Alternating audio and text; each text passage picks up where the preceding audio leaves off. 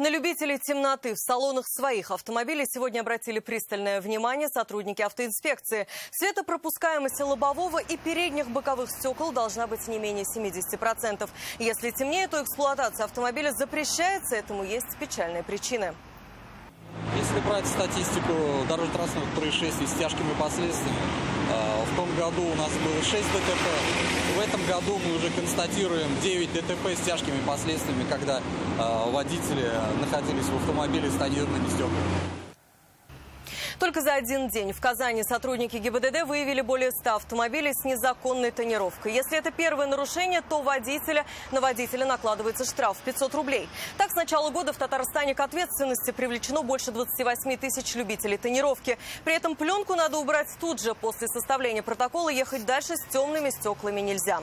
Сегодня те, кто не хотел ее снимать на месте, вызывали эвакуатор. В случае повторного нарушения водитель привлекается к ответственности за неповиновение законному требованию сотрудника полиции, а это штраф и возможность лишиться свободы.